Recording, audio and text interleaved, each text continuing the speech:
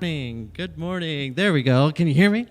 All right. We're few but proud this morning at Unity of Kalamazoo. Thanks for being here, folks. All right. Got some great music in store for you. Welcome back, Dave. He hasn't been with us in a few weeks. Dave on drums, John on bass, and myself, Brent, on piano. And our special music today, Joe Daly. Give him a wave, Joe. You're a celebrity today. No, we're really looking forward to that. And our song leader for today is Barb Galati. Come on up, Barb. And give Brian and Jared a wave back there. They're doing a great job.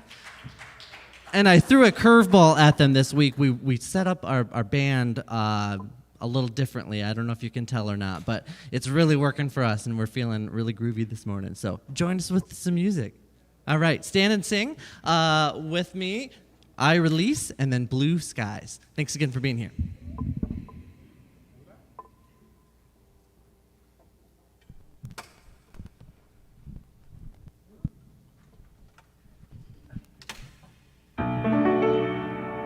There was a time in my life I thought I'd have to do it all for myself. Didn't know the grace of God was sufficient. Didn't know the love of God was at hand. But now I can say, if you're discouraged, struggling just to make it through another day, you've got to let it go, and this is what I have to say.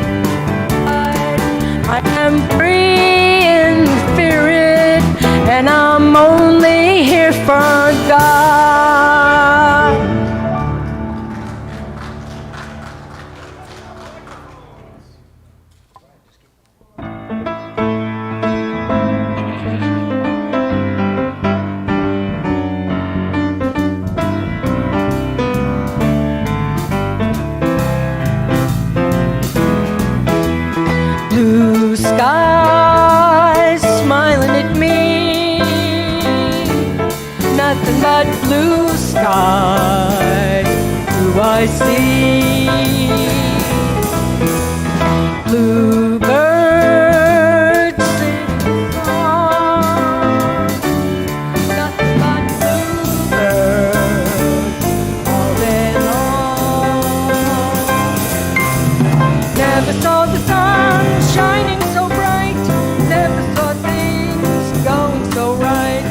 Noticing the days hurrying by, when you are loved, my, how they fly. Blue days, all of them gone, nothing but blue skies from now on. Never saw the sun shining so bright,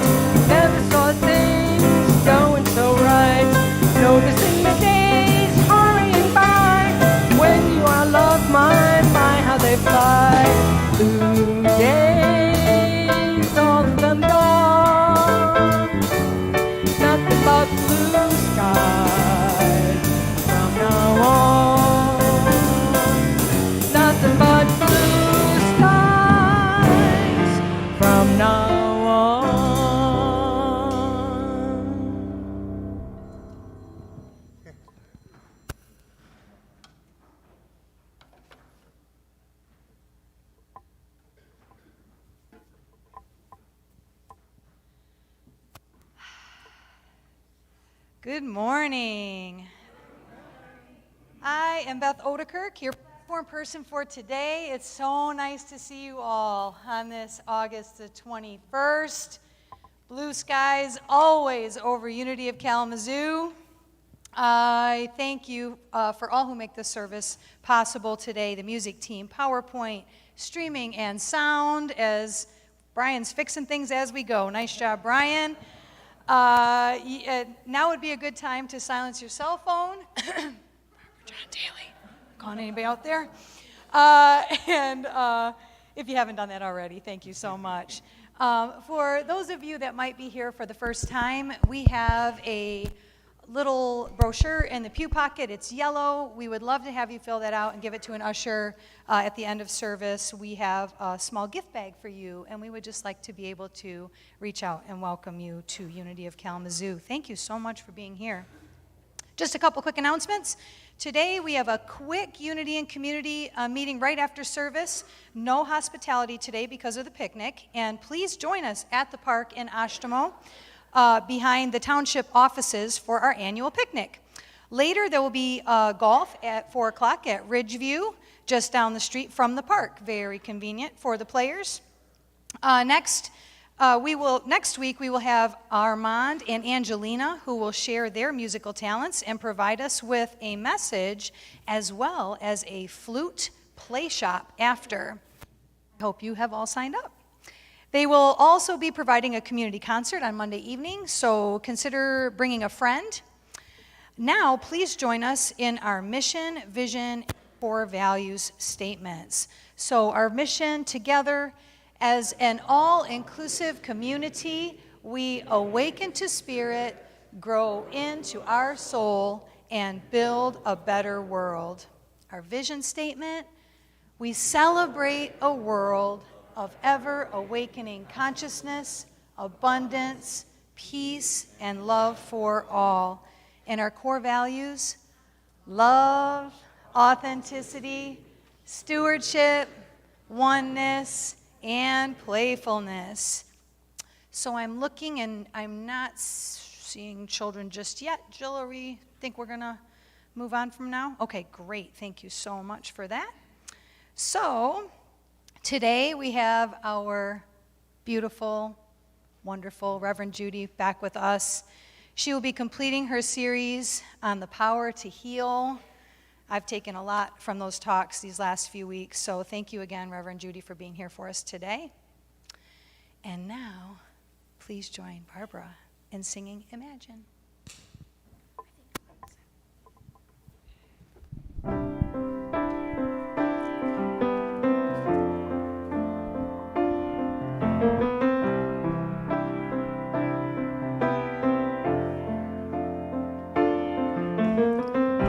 Imagine there's no heaven.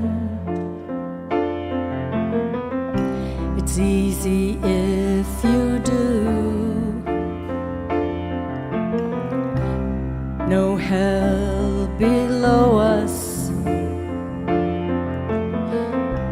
Above us only sky. Imagine all the people living for today. Imagine there's no countries. It isn't hard to do. Nothing to kill or die for, and no religion too. Imagine all the people living life in peace. You may say I'm a dreamer, but I'm not the only one. I hope someday you'll join us, and the world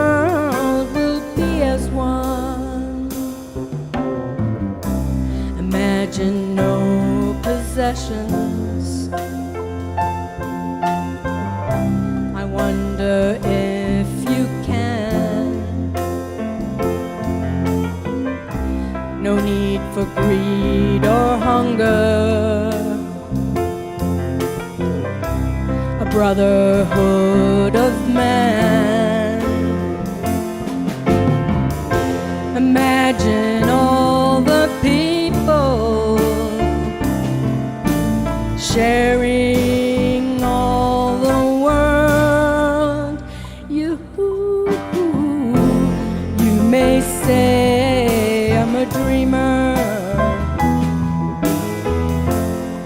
but I'm not the only one. I hope someday you'll join us, and the world will live as one.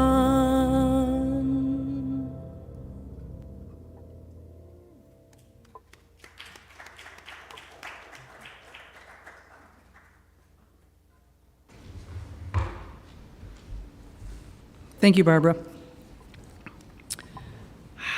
And what a great thought to just take into this time of meditation and this time of prayer. This time that we transcend all of the aggravations and the frustrations and the little daily things to do. We simply transcend that and move ourselves into a higher consciousness. I'd like to begin that time of transition with a reading of today's daily word. And the word for today is gratitude. What joy it is to feel gratitude rising from my heart and filling my mind. Feeling grateful makes me aware of the all-encompassing presence of God, including the divine within me. When I live from my spiritual nature, gratitude becomes the song of my heart. I don't need to wait for a reason to feel gratitude. When I live with an attitude of gratitude, I find the good in every situation. I find the blessing that can come from any adversity. I find the blessing and the presence of God in every aspect of my life. Practicing gratitude opens my eyes to the blessings that are present and opens my heart to receive even more. I give thanks for an unlimited world, blissful peace, and perfect wholeness. And from Psalm 95, verse 2, let us come into his presence with thanksgiving.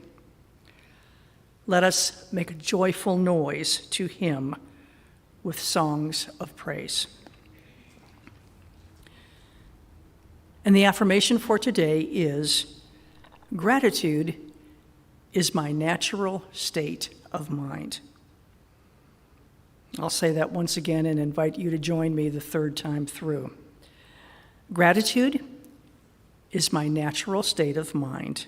Together. Gratitude is my natural state of mind.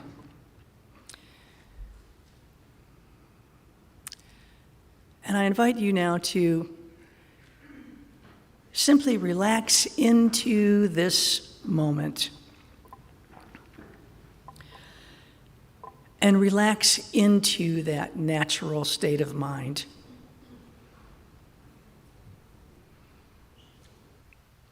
If you feel comfortable to do so, I invite you to close your outer eyes. And certainly to get as comfortable as you can physically in your seat. To relax your shoulders, press your back firmly against the pew, to plant your feet firmly on the ground and feel grounded in that presence of God and that grateful state of mind.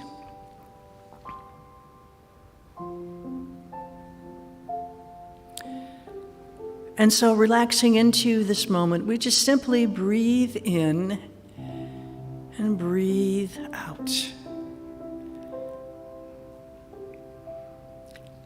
We let go of everything, every thought, every idea that is nothing to do with simply breathing in and breathing out. And using that rhythm of our breath to calm our minds and to open our hearts and to sink into that awareness of our divine nature. To be present to that soft and caring and amazing part of ourselves that is the divine light and the divine intelligence and the divine love that exists in each and every one of us.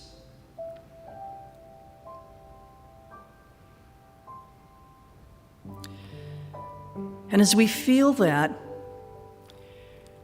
how can we be anything but grateful?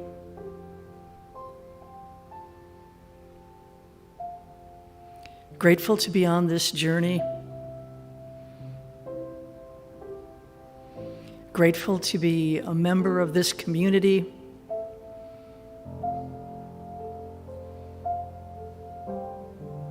Grateful for all of the blessings that we have in our life, the people, the opportunities, the memories, and the simple joy of living each and every day.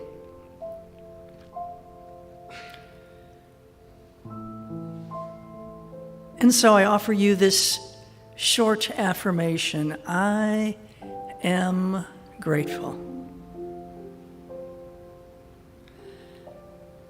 And I invite you to just simply repeat that to yourself in your heart and in your mind over and over as you breathe in and breathe out.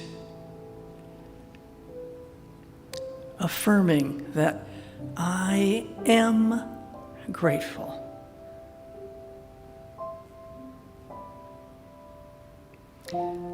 I am grateful. And please take that thought of gratitude, that awareness of gratitude into your heart for a few moments now in the silence.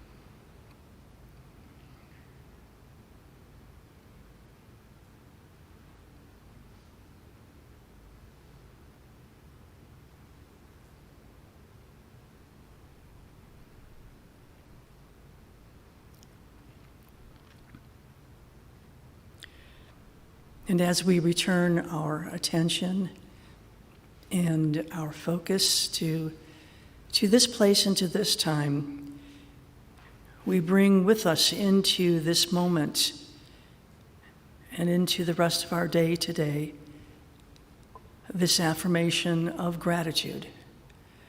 I am grateful. I am grateful. What a joy it is to feel gratitude rising up from my heart and filling my mind. And so it is, and so we let it be. Amen.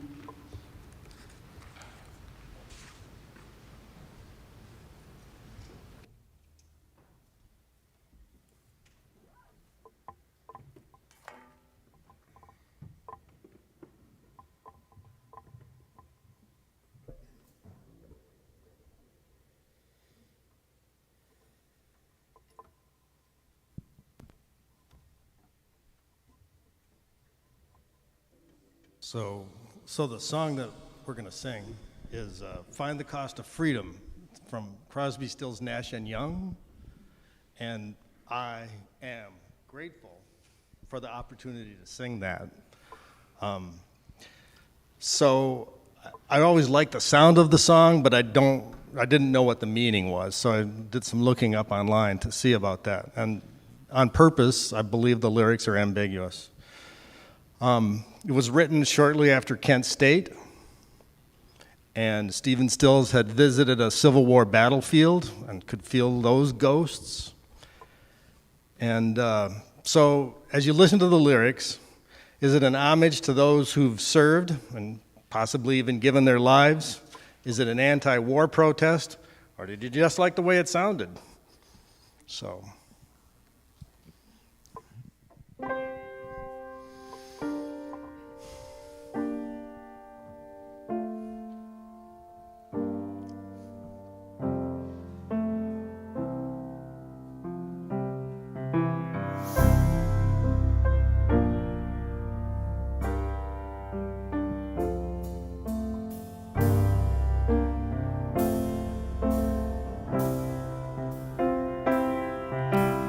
Find the cost of freedom buried in the ground.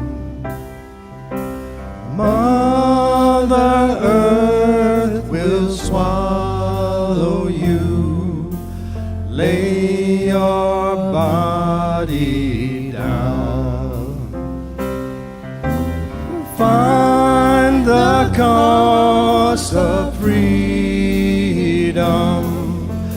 buried in the ground. Mother Earth will swallow you. Lay your body down.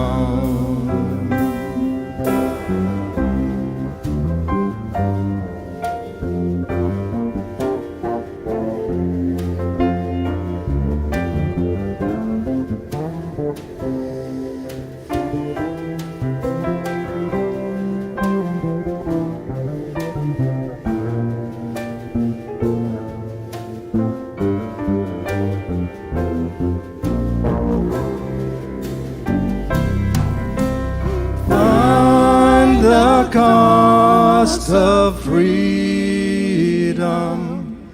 buried in the ground. Mother Earth will swallow you. Lay your body down.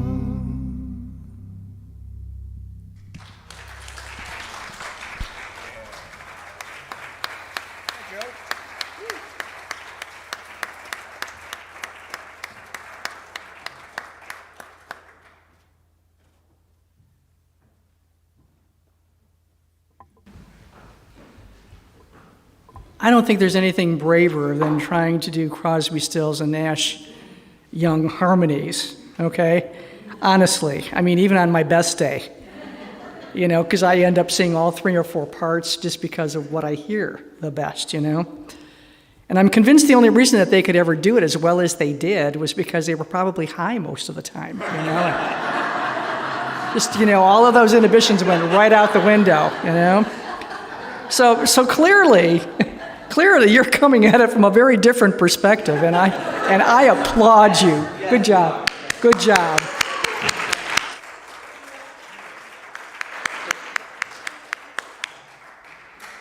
Oh, and it's interesting that, you know, again, anytime there's a Crosby, Stills, Nash and Young song on the radio, again, I end up singing probably all of the parts at one point because of what I hear. And so, on that same note, I must confess to everyone that I've spoken with so far this morning, and anyone that I may yet engage before we leave here today, that in my deep moment of unfocusedness as I was heading out the door this morning, I did not put my hearing aids back in after I had, you know, got my hair all together and all that kind of stuff like that. So if I look a little intense, just turn up the volume a little bit and we'll be fine. All righty, that's everything except the business at hand, which is this series that we have been doing together on the power to heal. And I'm closing out the series today, and so this will be the last talk on this subject for a while anyways. So we've been talking about the power to heal and the fact that it comes to us from our role as what? Co-creators? You might want to grab that one and just anchor that. We are co-creators. And it is because of our ability to co-create, our power to co-create, that we have the power to heal. And as we've been going through this series, you know, we tend to think of physical health first, because, you know, when you say the word healing, that's kind of where your mind goes initially. But in the grand scheme of things, we know that healing our relationships is probably really ultimately far more important than the physical body in and of itself, because so much of life is tangled up in all of these relationships that we have. So relationships with each other, with money, with our jobs, with ourselves, our relationship with the divine. Why are we here? How did we get here? What's the purpose? All of that stuff are the important questions that we need to answer. And the degree to which we don't answer them affects the health of our relationships and ultimately can affect our own personal physical health. Last week, or last time I spoke, we were talking about the fact that we all have a lot of work to do. And our mission is to decipher, decode, and disengage from disruptive adult behavior that often has its roots in our childhood experiences.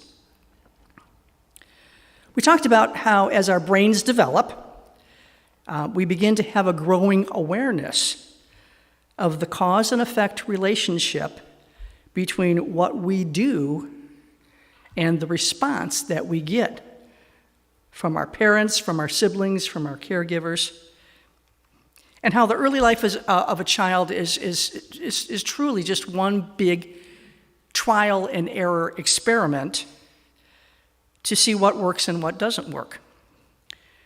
And we adjust our behaviors to optimize getting what we want and need from the world around us.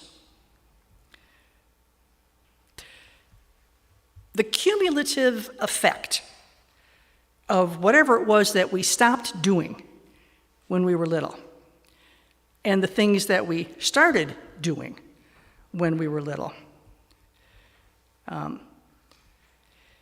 In our early childhood is the first layer of a persona or an identity that we craft and take on to help us adapt to the world around us.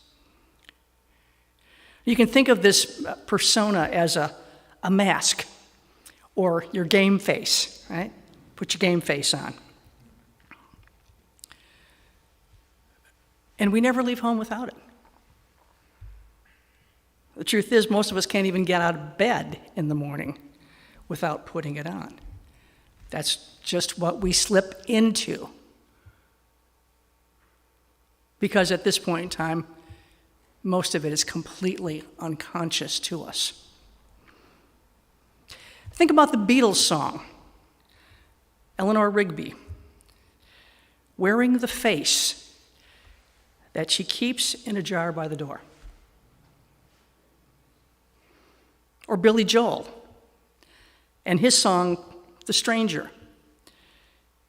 And he says, we all have a face that we hide away forever, and we take them out and show them when everyone has gone.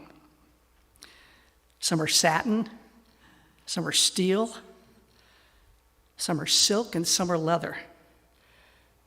They're the faces of a stranger, but we love to try them on.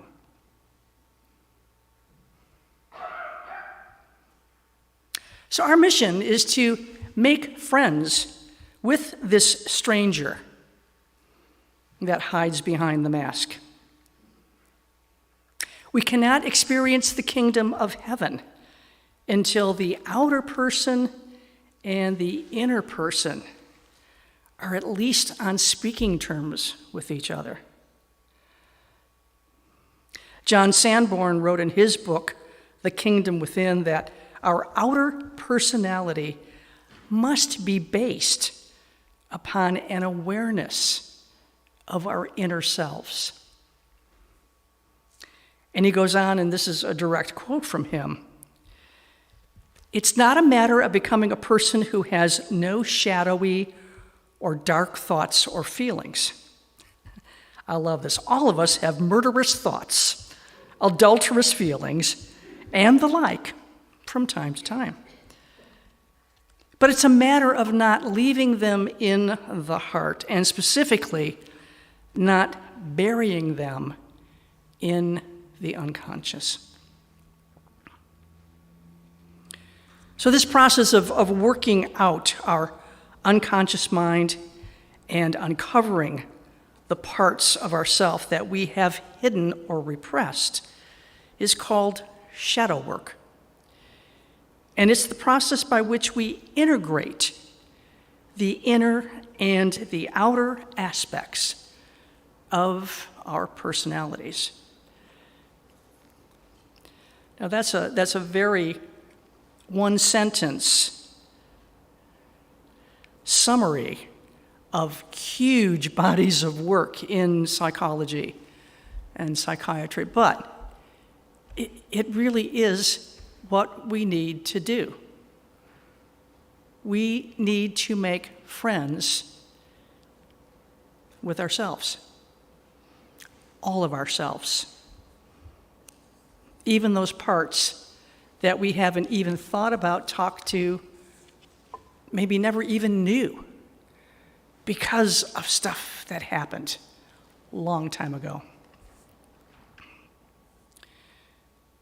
Doing our shadow work can often mean confronting some things in ourselves that are unpleasant or maybe not very likable. But you have to understand that if there are any unlikable aspects of ourselves that may be hiding behind the mask, they're not enemies. And we're not out to crush them or destroy them. We need to see them You know, they're like little kids who are kind of hiding behind the curtain, you know, and you can see their feet, you know.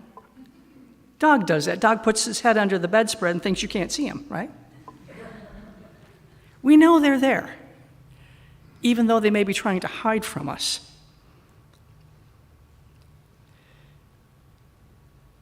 So we need to see them. We need to acknowledge them.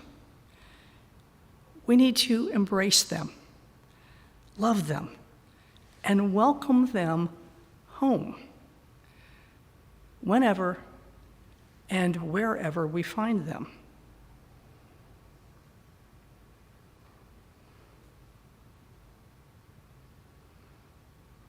And that's not so hard to do if you let yourself go there. Ultimately, it takes a whole lot more energy to keep avoiding it.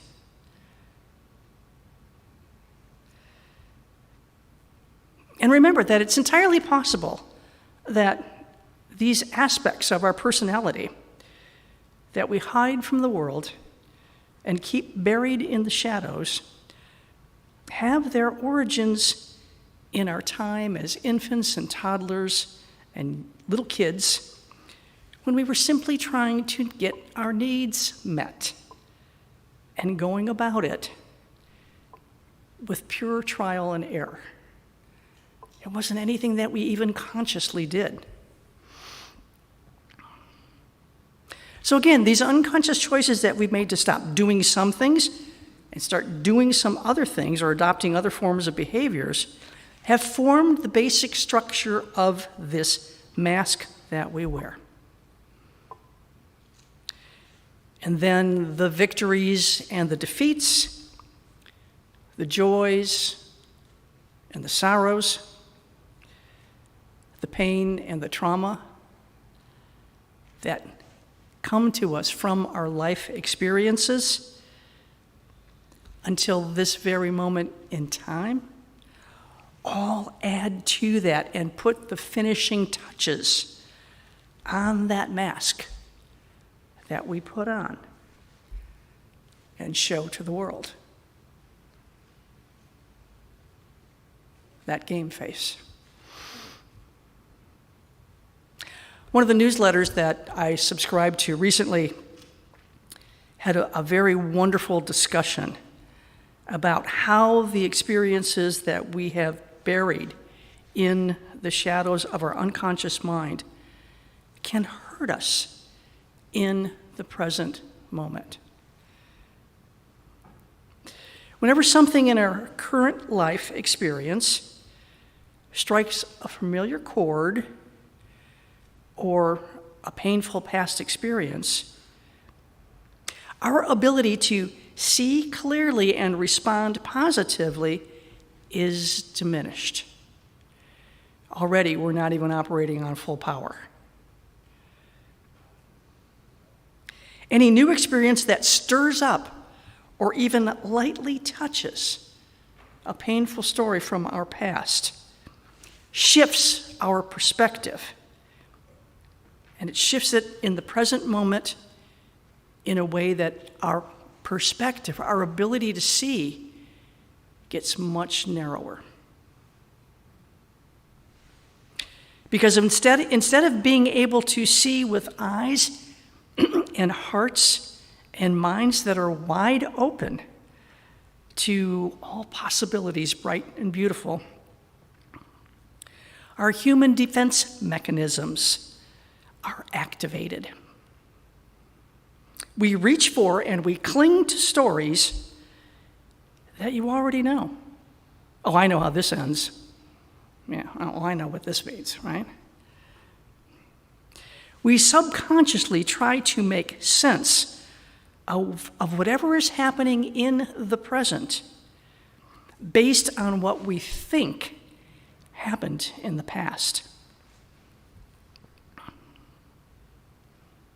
Now, these human defense mechanisms are deeply rooted in our reptilian brain. They're triggered automatically whenever there is any degree of uncertainty in the present moment.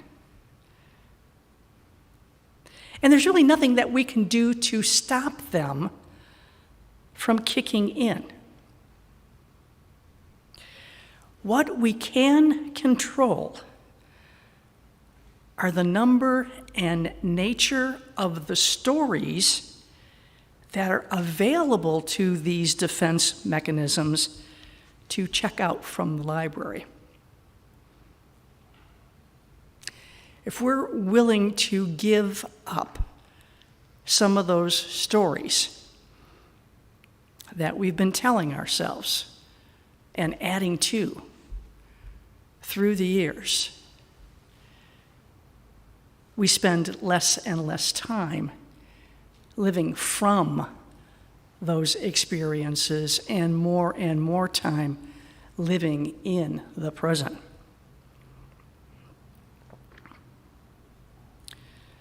Doing our shadow work empowers us to make conscious choices about the degree to which we are informed by our past experiences, because we need to learn lessons along the way. There's no doubt about that.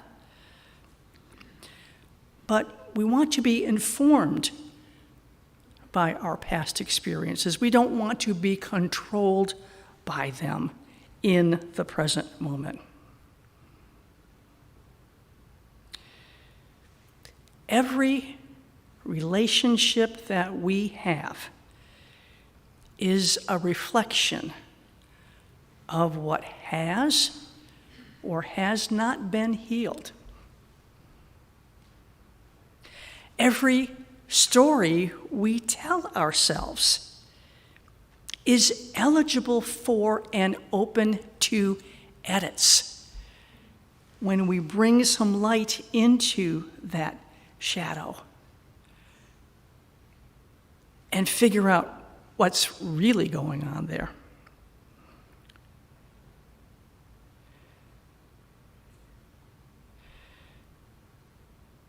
Sometimes we learn a valuable lesson from an old story, and then we can see the world with a fresh perspective. It's like, oh, okay, I know why I do that. And that's not how I want to show up. Okay? So you begin to clear that out. But sometimes those stories are the glue that keeps us stuck in a limiting belief. I could never get that job, or, I'll never be able to take that vacation, or, I'll never meet that person, All of those limiting beliefs that keep us boxed in to those past stories. So it is the power to heal that allows us to decipher, to decode, and to disengage from those stories that negatively impact the health of our relationships with money, with work, our purpose in life, people in our lives that we love and cherish, and most importantly, our relationship with ourselves. The power to heal allows us to write stories that we can live with. Do you remember in the very beginning how we talked about how Myrtle wrote a story that she could live with? She gave up the story about her family history and poor health, and she wrote a story she could live with. We can all do that.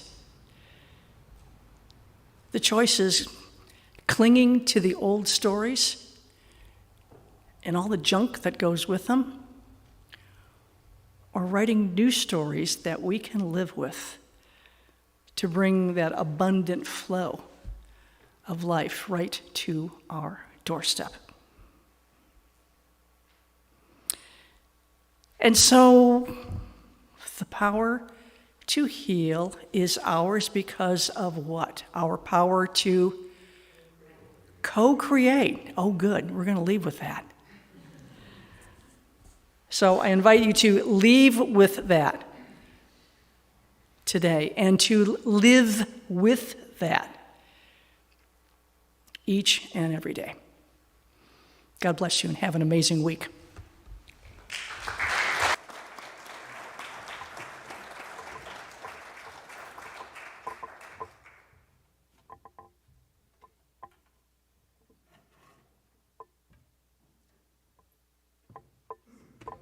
Planned this, Judy and I, but the chorus to this song is, where do you go to find your feelings? Where do you go to find your guide? And where do you go to find your healing? Inside.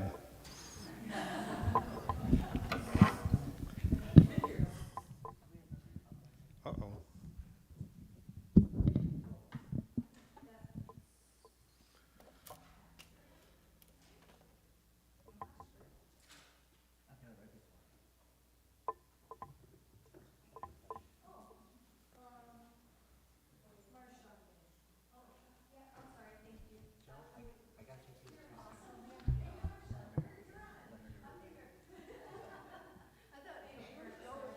For me.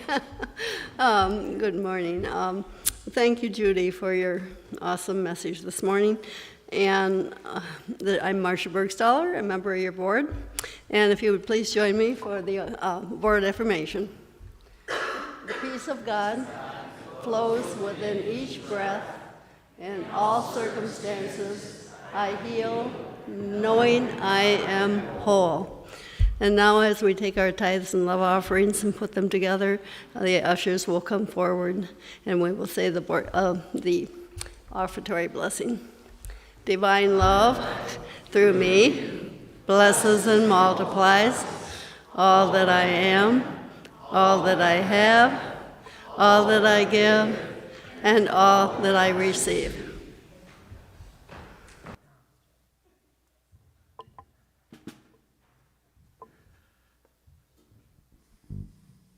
Ready?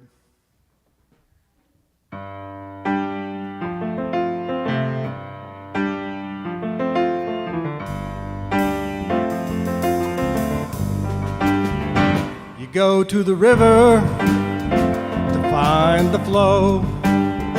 You go to the ocean to find the deep below. You go to the mountain to find the high. Go to the brightest star to find the sunlight. But where do you go to find your feelings? Where do you go to find your guide? Where do you go to find your healing? Inside.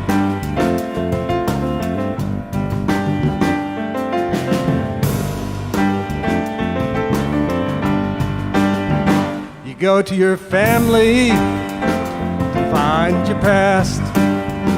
You go to your lover to find that sweet romance. You go to the music to find the dance. You go to the children to find their innocence. But where do you go to find your feelings?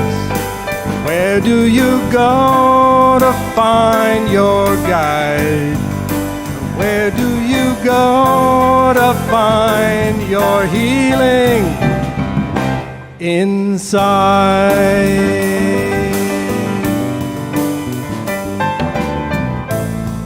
The best part of this whole affair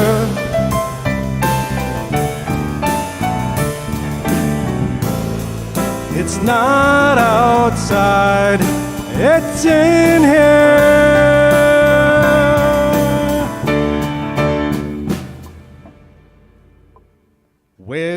you go to find your feelings?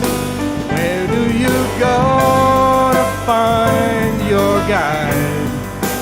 Where do you go to find your healing?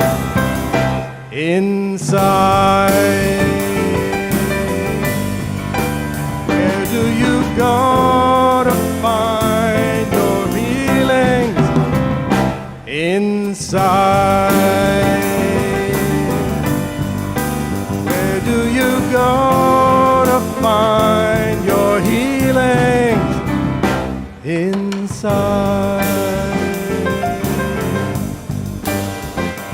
Inside.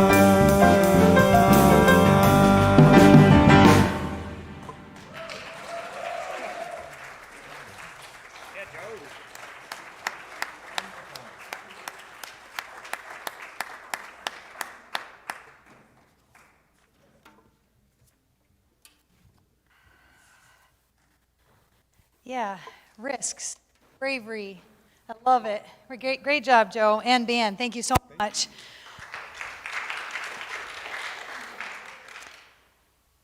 And as our offerings have come forward, let us pray. Loving Spirit, we thank you for all our blessings, and thank you to all who gave so generously today and those who give in many other ways. Please receive these offerings in loving gratitude. May they go forth and circulate throughout our world, bringing prosperity to all.